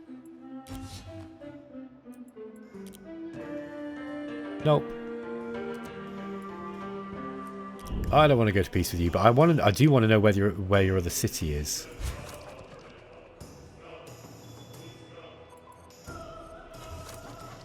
Yeah, we need to attack these guys.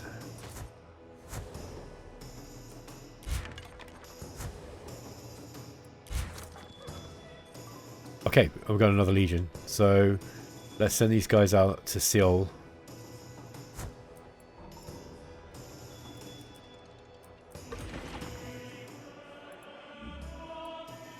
Okay, so we've conquered Mappo. We're going to assimilate it. And there we go. The Mongol hordes take another victim. They take another scalp.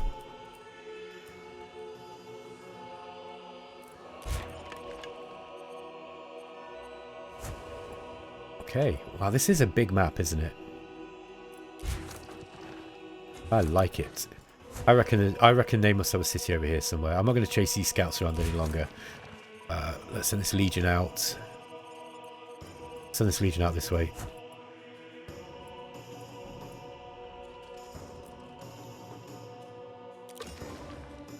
Okay, here at Mappo. Let's give them a feast. Welcome them into the Mongol hordes, and yeah, we could do with. I think we want to put a farm up first.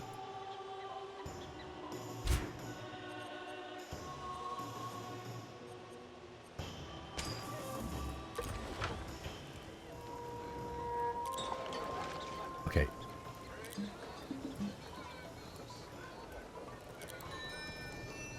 Let's just build everything we can.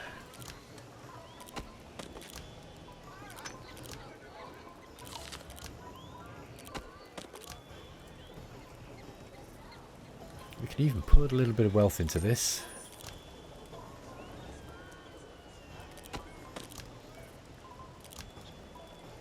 Okay, we don't have any paper for that one.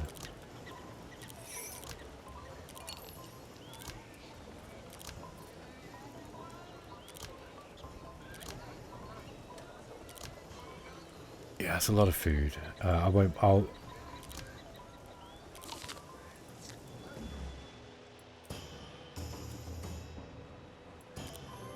After a brutal onslaught, your city is pillaged and buildings destroyed.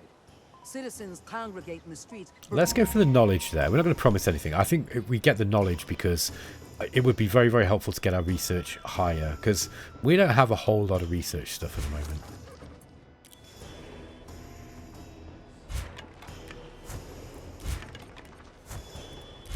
Okay. So, here at Mappo, I'm actually going to go to Karakoram. I'm going to build a archer, I think. Or a bowman. And we're going to put that bowman at the top of the pile. In fact, I'm even going to rush build that.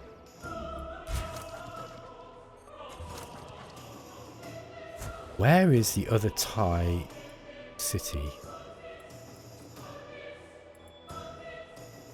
I don't know is the answer to that question.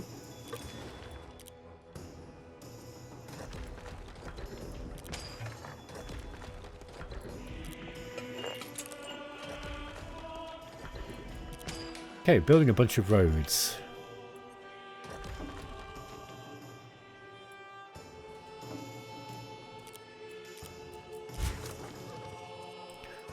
Okay, is there anything else around here? I think I'm just going to leave this legion here.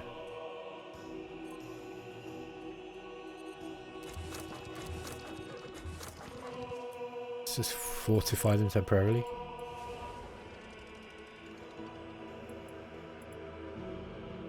Okay, so we go to Mappo, we go to deploy forces, and we want to deploy a bowman. There we go.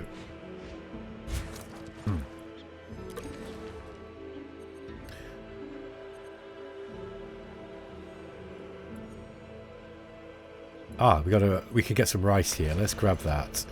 We want to pretty much immediately we want to put a farm on there as soon as we can.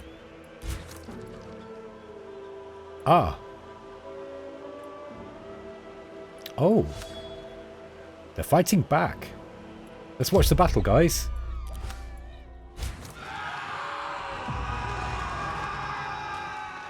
They actually bought catapults, look.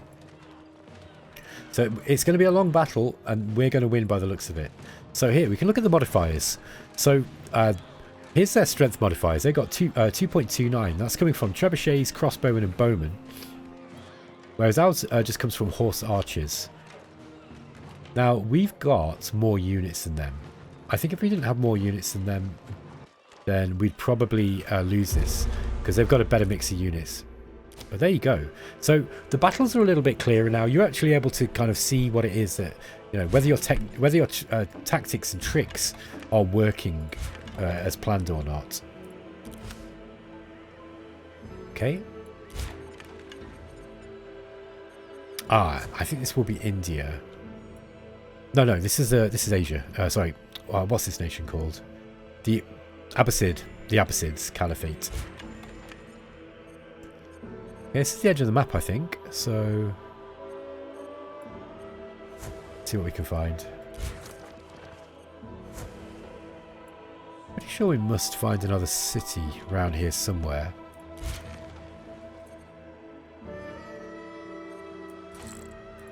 Okay.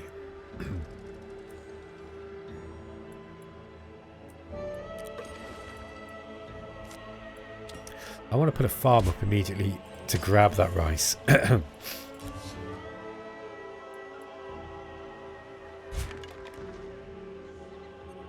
Ah, there we go. There's another civilization.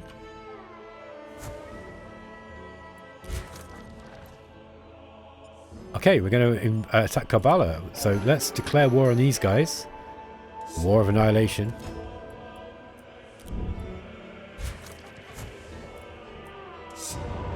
Okay, so the War of Annihilation between the Mongol Empire and the Abbasid Caliphate has begun.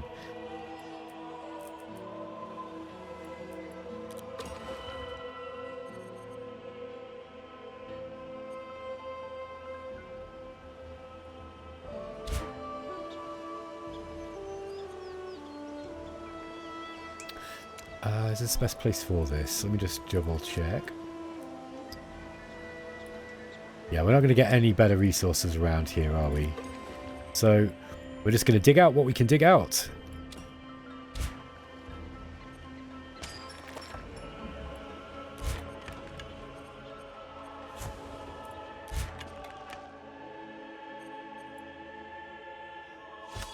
How's this Battle of Seoul going? Oh, we're still going to get an advantage.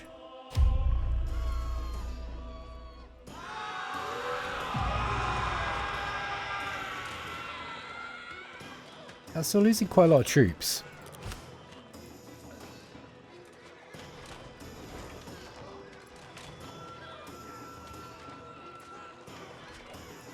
You'll see that their advantage is a lot less now, as their troops are starting to diminish. It's going to be a long battle, this one. But that's okay. It is a capital city. We do have this other group. I think I'm going to send these in as well. The Mapo. Sorry, to Seoul.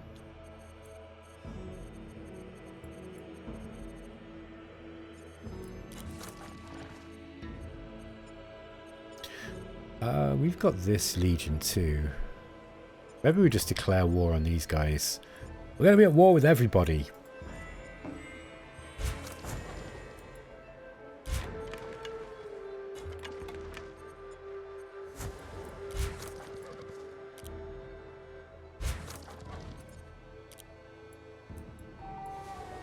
Okay, so we've got much of the known world right now, under siege. So as you can see, you are very, very, very strong.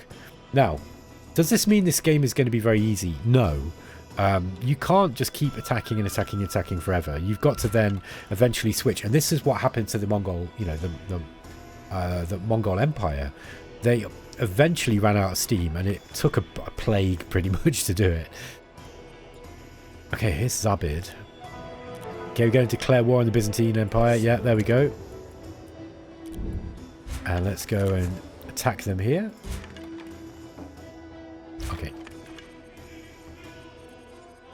I think we've found everything we can find on this side, pretty much. Let's just send them into the north here, this scout.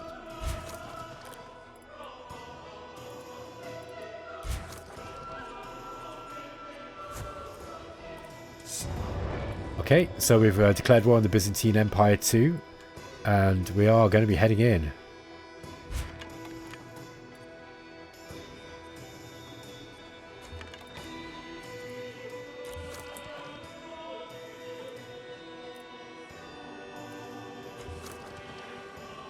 Okay. So we've this battle now has been joined by another legion. So as you'll see, we've got far more troops, and it's going to end a lot quicker now as a result. Horse Archer's just so good at the start of the game.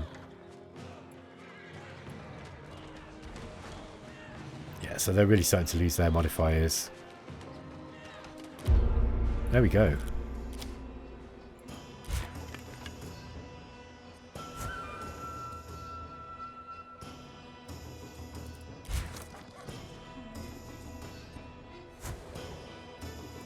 Yeah, let's send these guys... Now, it might be wise not to attack absolutely everybody. Having one nation that we can trade with could be smart. And I think traditionally that's probably what the Mongols did. I think. Well, my history's not great, I'll be honest with you.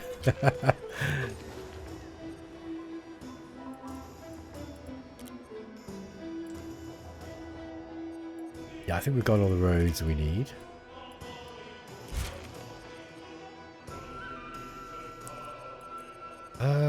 It's just a bowman. These guys should be on fortify. There we go. Nearly done with this battle. I won't watch that because it'll be pretty obvious what's going on. Okay, so there we go. We've taken a city from the... Oh, we've taken 2 cities. Ah, now. We've got to decide which one we want. So... let's raise, because we can't take all of these, right? I think we're gonna raise Fars. Look, also, we want Seoul as well. And that's a level 4 city.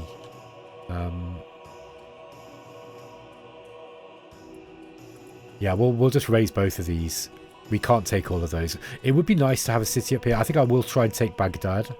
But we do need to raise our city limit first. So, yeah, you got to be careful. You got to plan which cities. Maybe we shouldn't have taken Mapo here. But we can probably take one more. I'll take Baghdad, I think. So let's just raise these two. Oh, no, wait. Oh, it was already counting them. Sorry. So we can take them. We'll raise Fars. We'll assimilate Karbala. Then we'll take Baghdad.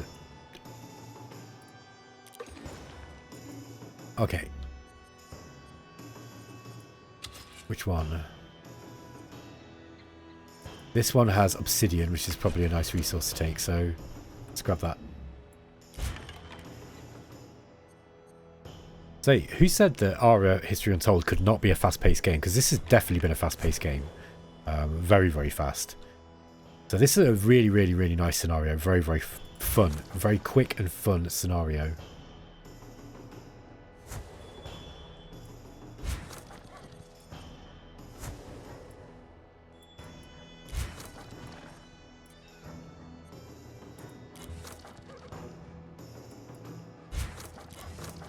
Okay.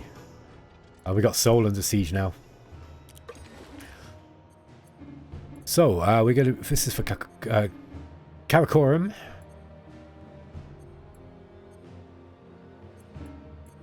Which one do I want? Oh, I can take horses here.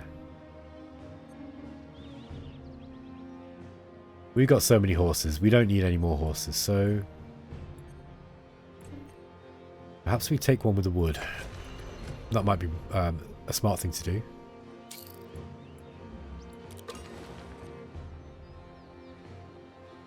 Here at Kabbalah.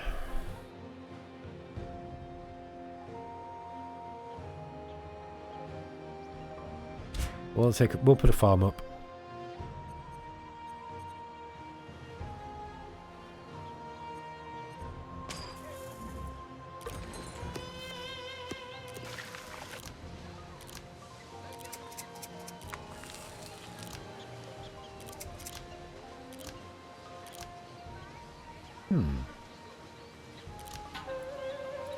We definitely want to put an amenity here. City happiness is going to be important. There we go. So our scouts have been making good use of picking up the, exploring the ruins and picking up things that they've been finding on the map. That's really going to help with the, with your early game crafting stuff. Hey. Okay, so we destroyed a city here. And we're heading straight for Baghdad. In fact, we've attacked it already. Oh, we're going to lose. Okay. Well, in that case, we need to bring in another legion. And these guys are going to be coming in here.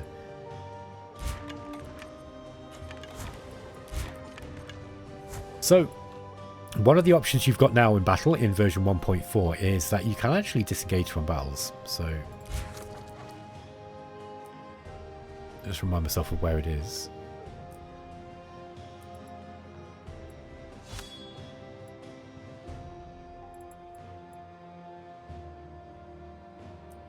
At least I was pretty sure this was in this version. Let's watch this battle. Yeah, well, they're just fighting with catapults here. It's kind of interesting though. Yeah, they're just attacking us with a whole bunch of artillery.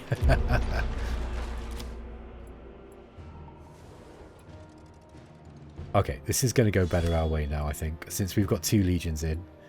Yeah, it's going to be victory in 9. It's going to be a long, long battle, though. But as you can see, look, we're doing the traditional Mongol thing of just surrounding them with like horsemen and starving them out, which is a tactic that they were very, very good at. I'm pretty sure they also used to fling dead bodies over the walls as well. Okay, we're going to assimilate Seoul. There we go. So let's resolve that capture, and we've got ourselves another big city. So, as we can see, the Mongol Empire is now pretty big. Let's build some roads.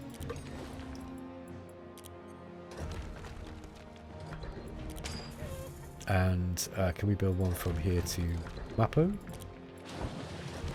And it's, oh yeah, we've already got a pretty much direct route there, haven't we? Can we build up one this way, I wonder? No. Okay. Okay, the war is won. We've completely defeated Korea, and they're out the game. Sucks to be you. So, we've still got a war with Thailand, but I can't see where their other city is. Yeah, our war weariness is pretty high.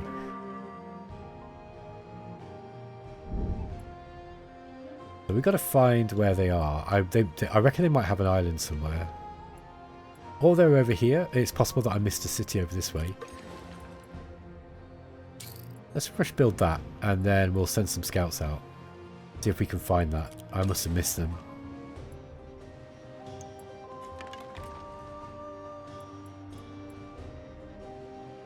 Let's just rush that scout. Oh, we really need some quality of life, so... Oh, we have a trading post here. That would also be useful. Okay.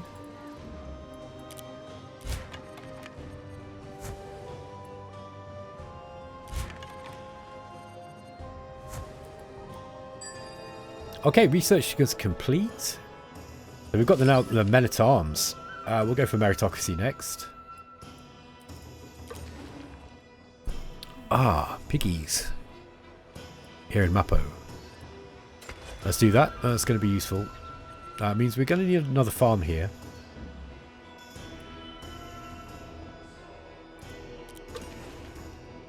Karakoram.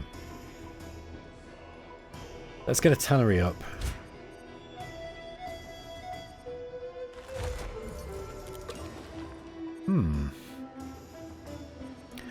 What have we got in Seoul? Not a lot.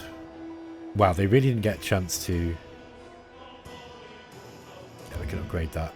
We really didn't get... They really didn't get a chance to build much, did they? We just attacked them so quickly.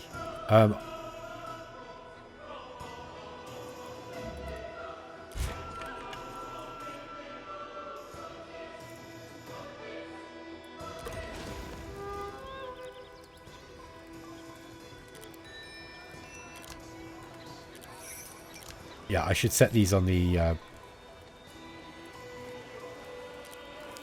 automation.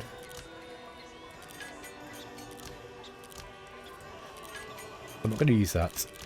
We've got stones we can use instead. Timber and wealth.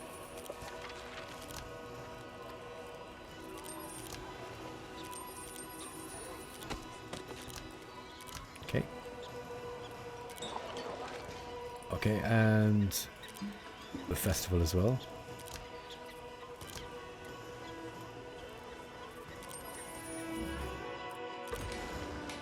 Still got the crafter idol here. Let's just get everything that we need here. Oh, guys, it's actually going to be the end of the stream. So let me just take you through some of the things that this new game adds. Just bear with me. So yeah, one of the main things that we've added in version 1.4, and I'm not even talking about the scenarios at the moment, is just, this is the free update that everybody gets, is this living strategy view. So the game is now easier to view and play all from the main map view. You can check out what your workshops are making, you can have a look at the tooltips and even just jump in straight to be able to make changes to your city improvements just from the main map. Also, the military units are going to scale a little bit better now, and they're much more visible. We do have these banners that you can still use, but you can actually see them on the map now as well, and they will scale in and out. We've made it so that you can see these user interface, like these resource icons a lot easier, and yeah, so basically the game is just a lot more manageable. You'll also notice that the cities, critical information like their quality of life stuff is all here under the bar. So, and again, you can see that no matter what level of zoom you're at. This just makes the game so much easier to play, because you can just be, you know, as you're moving around, you might see, hang on, well, these guys, you know, they've got a bit of a deficiency here. So you're immediately able to kind of jump in and address problems with your civilization without having to go through every city and check things laboriously. I think this is a big improvement to the game. It's a real big feature. We've got an improved map generator now as well, which basically generates a map with better resource distribution. It's there's been a whole bunch of balance and bug fixes as well, but a lot of the balance pass attempts have been made, or sorry, a lot of the substance of the development of the balance has been to, you know, working in tandem with the new map generator to make sure that resources are, you know, they are generating properly, and also that there's enough of them to go round, but few of them, so that they will actually generate interesting situations between you and your neighbors, because you want to be fighting over resources or trading for them. The game AI has been dramatically improved now as well, so you'll find that especially in the late game, where the AI was really struggling by that point, the AI has been dramatically improved, and so yeah, you'll have a much better experience playing against the computer now. It will be much more challenging. The testing that we've done has just shown that, like, people, the testers that we've been playing with, like, have just been saying, yeah, the game's way more difficult now, so that's good. We've got much less micromanagement. We've added a new tool in here to allow citizens improvements to self-supply their improvements, so that will automatically put them in. We've also got the where are we? We've also got the improvement policies as well. I think this was in before, but just to remind you that these are a really important feature for helping reduce micromanagement. You can go in and just set the policy of what you want these to be, you know, using. And so, for example, if you're fed up of, like, having to do your farms manually, just say, whenever we've got a plow, put a plow in here. Whenever we got fertilizer, put that in here, etc, etc. We got the combat systems deeper now. You can actually retreat from battles or disengage from battles, and the battle viewer is a lot better now. Do we have a battle to show this off? I think not. Oh, maybe there's one at Baghdad. Yeah, so if we just watch the battle now, you've got this battle details, and you'll be able to mouse over and highlight all the modifiers that are going on in the battle. So any modifiers that are in play, will explain them. You'll be able to work out what it is that's going on with each of your units, and, you know, which of your units are being effective in battle against which other units, basically. And, you know, you'll see from the modifiers. And yeah, so you can see the battle advantage here at the top. It's just a better user interface for the battles in general. And yeah, we've had optimizations to the simulation speed and the user interface as well. So the game will be a lot faster to play in the late game for people who, you know, with lower end computers, perhaps experiencing some slowdown in the late game. That should be fixed now. So please go and check that out. All right, I'm just going to jump out to the main menu very quickly and just show you a quick rundown of the scenarios again before we finish. So the DLC Untold Scenarios gives you 1, 2, 3, 4, 5, 6, 7, 8 scenarios. They're all quite different. Some of them are kind of there's a few that are like the base game but with a set map, so that you're able to replay them over and over and kind of challenge your own performance on different difficulty settings, playing with different characters, because there's a whole bunch of characters you can pick for each one. And some of them are very, very unusual, like the one I've just played, the Mongol invasion, where you start out as Genghis Khan, or you can play as Catherine the Great. But as Genghis Khan, as you saw, you get a whole bunch of resources and no ability to settle. So you have to take all of your cities by force, and you've got the tools to do it. So it plays very, very quickly. Then we've got American Expansion, which is set in North America. So this is an interesting situation, because you'll see the old, you know, the colonies of the former old world, like Canada and the United States, will have totally different technology to the Aztecs, the Cherokee, you know, the indigenous peoples of North America. And so these will all play very differently. And again, so, you know, are you going to trade with them? Are you going to try and defeat them in war? Well, it's up to you. We've got the Bronze Age collapse, which is a, you know, an exploration of perhaps what happened to some of the the greatest civilizations of antiquity. So the Assyrian Empire, Egypt, Greece, and the First Persian Empire. And you can play these scenarios, by the way, you can play them right up to the modern era. So, you know, you can really take these in any way you want. Okay, I hope you got a taste of what the DLC and the free update for Ara adds. Thanks for watching, and I hope you enjoyed that. I'll catch you next time. Take care.